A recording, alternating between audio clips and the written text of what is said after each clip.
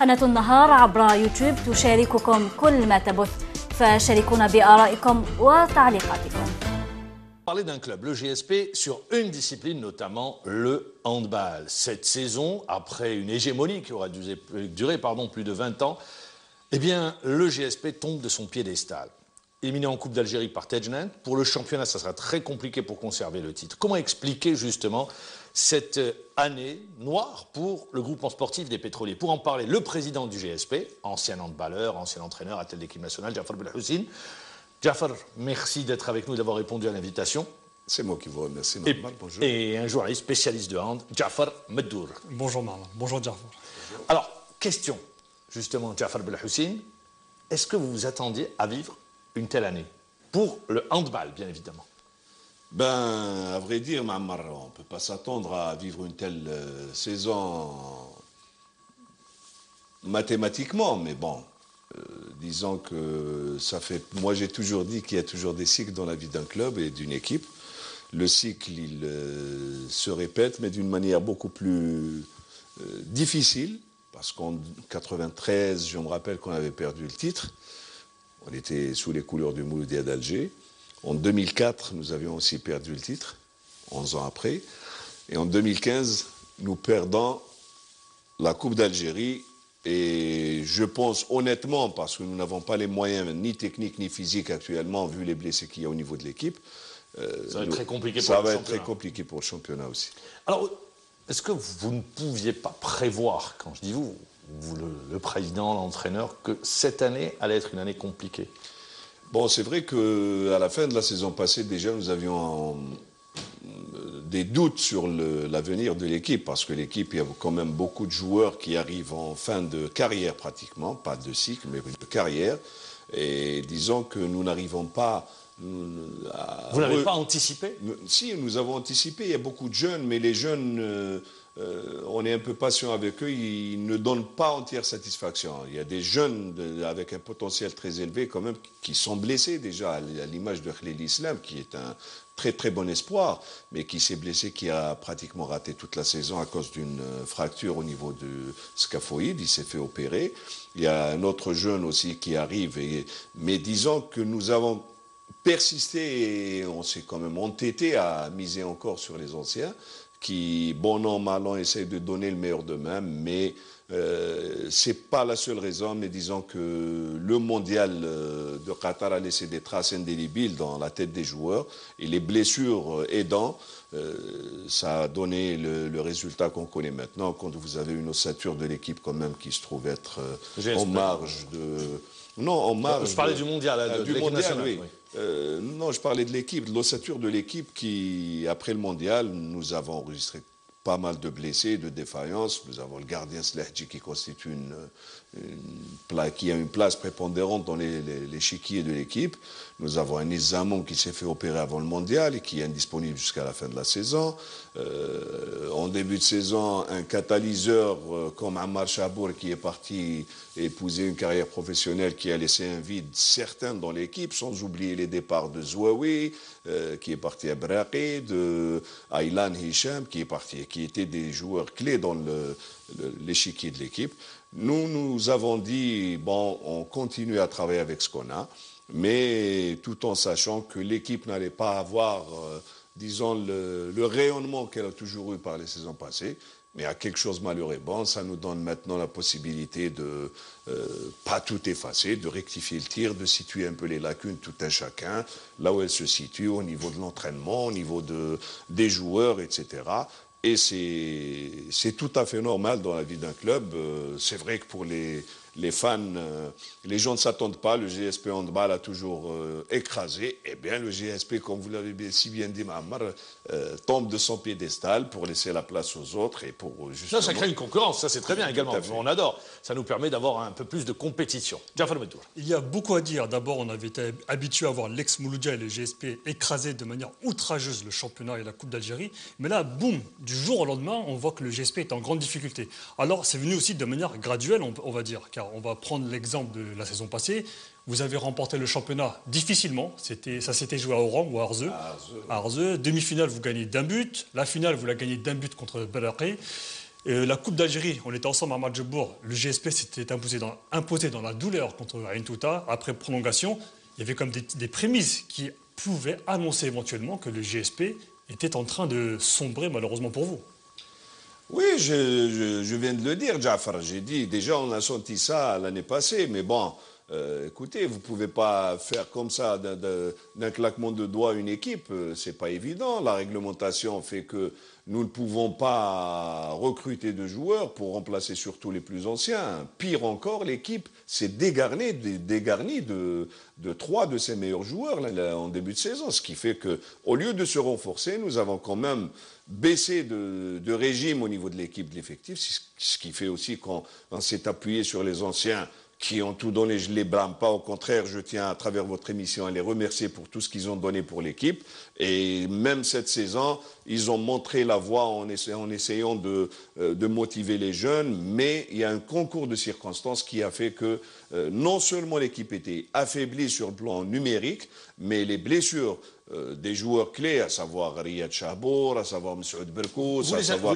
Vous les avez cités. Moi, je voudrais revenir sur un aspect, parce que vous l'avez dit dans votre première intervention, vous dites le mondial a laissé des traces indélébiles, au niveau des joueurs, mais également au niveau du staff technique. Tout à fait, Mme. La réunion des deux fait qu'aujourd'hui, bon, peut-être on n'arrive pas à sortir la tête de l'eau. Je l'ai dit à l'entraîneur, je l'ai dit pas plus tard qu'hier, on discutait à bâton rompu pour essayer un peu de lui enlever cette pression qui reste pour la phase retour du championnat en disant, bon, les choses sont telles que tu ne peux pas me dire maintenant que tu étais versé dans le travail du club parce que tu étais affecté. Il était très affecté, Mahamar, après le mondial. Et on est dans un pays où quand on gagne, on vous adule. Mais je lui ai dit, c'est la loi du sport. Comme tu as bénéficié après la Coupe d'Afrique des Nations, du soutien de tout le monde, là où tu passais, les gens t'acclamaient, etc. Mais c'est ça le sport. C'est le rôle ingrat d'un entraîneur. Et surtout dans les pays... on n'aime pas la défaite.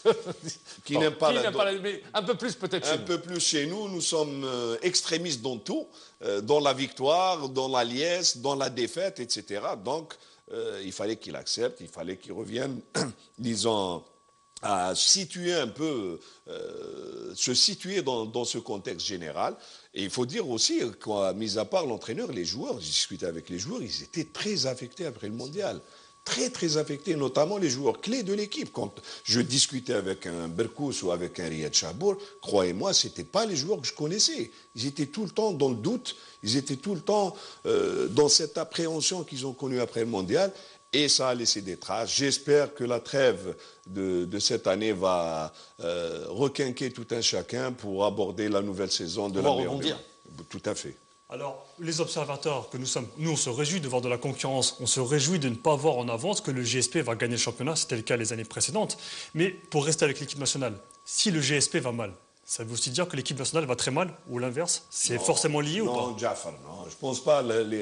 L'équipe nationale allait mal parce qu'il y a eu un concours de circonstances qui a fait qu'il y a eu beaucoup de problèmes avant le mondial, que les résultats n'ont pas été en adéquation avec ce que devait réaliser l'équipe nationale. Mais disons que pour l'avenir, pour ce qui viendra après, je pense que, Reda Zgueli a mis, disons, une croix sur l'équipe nationale et ça se comprend. Il faudrait que les gens arrivent justement à se démarquer de cette responsabilité. Quand on réussit, on réussit. Quand on ne réussit pas, il faut avoir l'honnêteté de dire « je ne peux plus ». Il faudrait passer le témoin à quelqu'un d'autre. Je pense que l'entraîneur qui viendra aura un autre discours avec les joueurs et je souhaite surtout qu'ils ne mettent pas de pression. Moi, c'est ce que je souhaite, qu'ils ne mettent pas de pression de résultat sur l'entraîneur, parce que la situation elle n'est pas... on ne sort pas indemne, je ne parle pas du mondial, d'une situation qu'a vécu le handball national, de cette situation en revenant tout de suite au premier plan. Il y a eu, disons, peut-être que le titre d'Alger a fait perdre les réalités à la famille du handball. Tout à fait, Mamar. Tout à fait, Mamar. Parce qu'à Alger, c'est vrai que tout le monde a mis le paquet, que ce soit la fédération... Sans vouloir diminuer de la valeur du succès. Non, je voudrais juste apporter une précision. Est-ce que vous... Parce que le handball à Alger, la Coupe d'Afrique des Nations, le championnat d'Afrique, c'est joué sur un match. Bien sûr. Enfin, un match... Quand je dis un match, pour qu'on se mette bien d'accord, c'est pour ça que je dis... tout est fait, bon, dans tous les pays africains on le fait quand on abrite, tout a été mis en place pour que l'équipe puisse monter en puissance pour être fin prête le jour de la finale. Et ça s'est joué sur un match, c'est pour ça que je dis ça. Sur un match, ça s'est joué contre la Tunisie qui était le favori en puissance de la compétition. Et notre équipe ce jour-là a sorti un super match.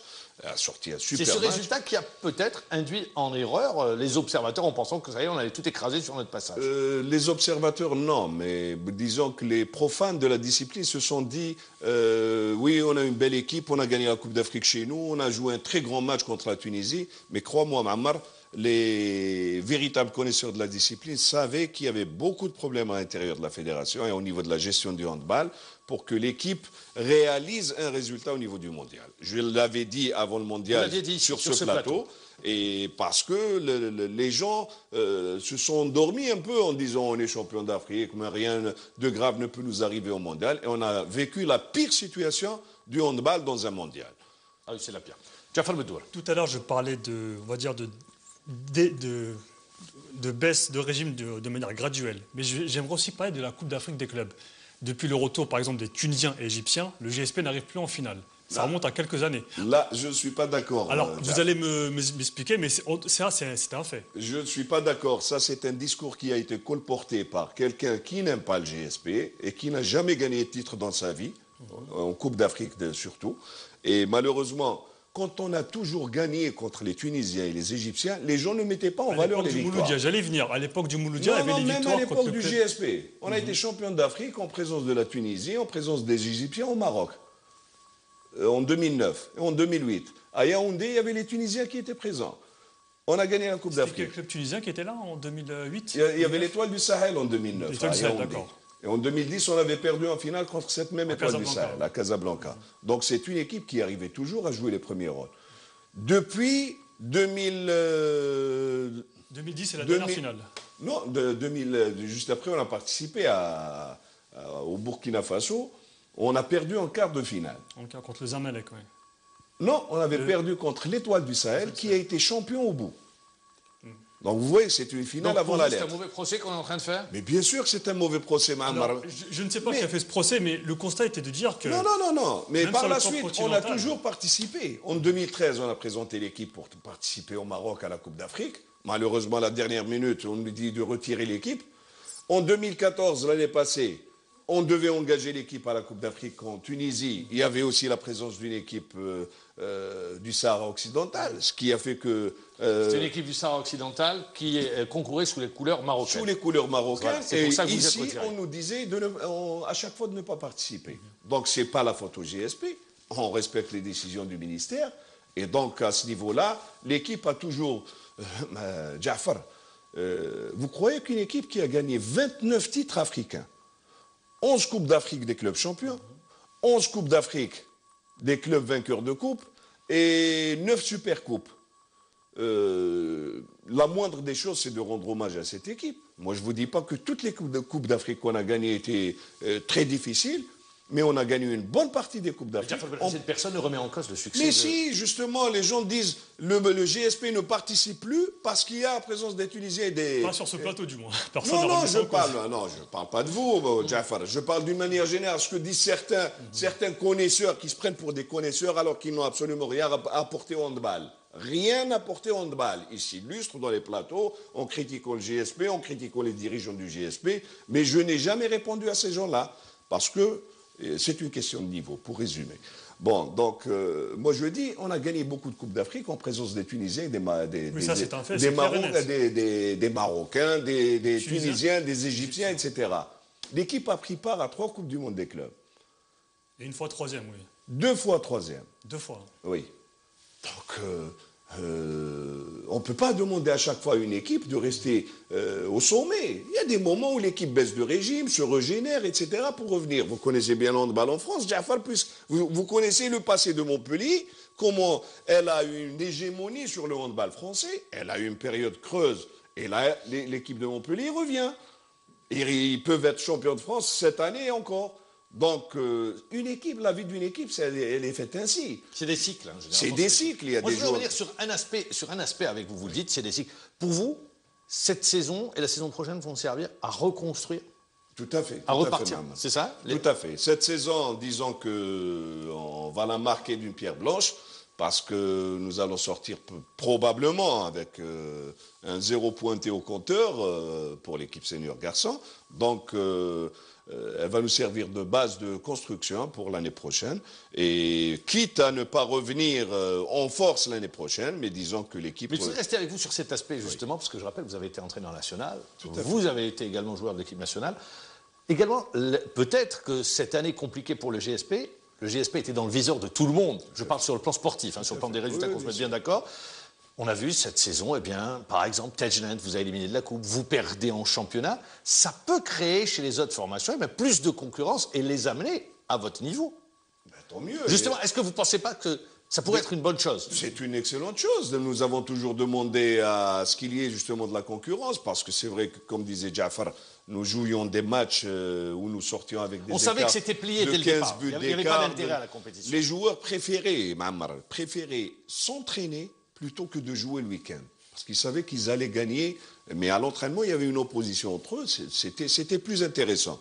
Mais disons que depuis cette saison, depuis la saison passée, la saison dernière, où il y a eu quand même une rude concurrence, nous voyons quand même qu'il y a une émulation au niveau des équipes, qu'il y a une concurrence. Les équipes ne craignent plus le GSP, chose qui se faisait auparavant. Ben, c'est tant mieux pour la compétition. Ça nous ramène un peu à un moment donné, à l'époque, Mouloudia d'Alger, DNC, Nadit, tout ça. C'est des clubs où c'était très serré, le MCO également. Mais pourquoi c'est bien, Mamar? C'est bien parce que ça va donner plus de concentration à nos joueurs pour le futur. Quand ils vont aborder les matchs, ils le feront avec une plus grande concentration. Ils ne vont pas se dire nous allons gagner avec un écart. Ils donneront de la considération à toutes les... Ils l'ont toujours fait. Mais là, ils vont compter avec toutes les équipes. Quand on arrive à se faire sortir par Tejnant en 8e de finale, équipe à laquelle je tiens à rendre hommage, parce que je n'ai jamais méprisé d'équipe. Et d'ailleurs, vous faites bien de rendre hommage, et d'ailleurs j'en profite, frère, ce que vous dites, pour rendre hommage à toute la localité de Tejnant, pour ce qui est en train de se faire en matière de sport. Tout à fait. Il y a le handball, il y a le football, il y a le volleyball. Ils ont été finalistes de la Coupe d'Algérie, et ça c'est très bien. C'est bien qu'on doit prendre exemple sur Tejnant aujourd'hui. Je parle des localités. Tout à fait, tout à fait. Donc je tenais à rendre hommage à cette équipe de Tejnant qui a cru en ses chances, et pour eux, c'est une victoire. Ils ont gagné la Coupe d'Algérie en sortant de GSP. Et c'est tout à leur honneur. Et ça va nous pousser, nous booster justement pour revenir plus fort encore à partir de la saison prochaine, Inch'Allah. Et pour parler au niveau des jeunes au GSP, bon, il y a Anis Zamoum, il est blessé, il y a aussi Islam Khalili qui est revenu. Qu'en est-il exactement des jeunes chez vous, au niveau de la formation? Parce que vous avez beaucoup de joueurs qui viennent des autres clubs. Oui, il y a beaucoup de jeunes qui arrivent quand même. Il y a beaucoup de jeunes qui arrivent. Il y a le frère de Zakari Yakhli, le frère de Islam, quand même, que vous avez vu contre Entouta, le jeune arrière-gauche qui est un U19 même. Donc, il y a beaucoup de jeunes qui arrivent. Aussi, qui est le gaucher. Hanitet, le gaucher, malheureusement, qui s'est blessé lors de ce match de coupe. Il risque d'être encore... Nous n'avons pas été épargnés par les blessures. Donc, il y a beaucoup de jeunes. Nous allons faire confiance, comme on l'a toujours fait, en ces jeunes, en les intégrant dans l'équipe première. Mais nous essaierons de peaufiner un peu le groupe par des apports, puisqu'il va y avoir le départ des anciens, par des apports de nouveaux jeunes. On arrive à la fin. Dernière question, réponse rapide, s'il vous plaît. Avec quel cadre vous allez reprendre la saison la semaine prochaine? Écoute, qui va rester? Jafar. Puisque vous parlez c'est une question qu'il fallait vous poser. Il n'y a pas de problème, je répondrai. Écoutez, quand vous gagnez ça fait 15 ans qu'il est à la tête de l'équipe. Les 3 premières années, il était l'adjoint de Karim Jema'a. Reda Zghili, vous parlez. Je parle de Reda Zghili. Il était l'adjoint de 2000 à 2003 de Karim Jema'a. De 2003, il est l'entraîneur en chef de l'équipe. Il a tout gagné. Vous pensez qu'en perdant sur une saison, on va lui couper la tête? Je ne parlais pas d'entraîneur, je parlais des cadres sur le terrain. Je pense à des cadres, des joueurs. Filar, par exemple. Écoutez, j'ai commencé par le rendre hommage. Et même l'entraîneur, oui. Oui, par rendre hommage aux joueurs qui ont énormément donné à cette équipe de la meilleure des manières. Je tiens à les remercier pour tout ce qu'ils ont fait et on essaiera de les récupérer justement parce qu'ils ont un capital d'expérience extraordinaire. Ils ont tous des diplômes. On va essayer de les récupérer dans le staff. Merci Jafar Belhoussine d'avoir été avec nous, d'avoir apporté justement ces éclaircissements concernant le handball au niveau du GSP. Merci Jafar Meddour, merci de nous avoir suivis. On se retrouve demain à la même heure. Au revoir, bonne soirée. لتصلك آخر مستجداتنا اشترك معنا عبر صفحتنا الرسمية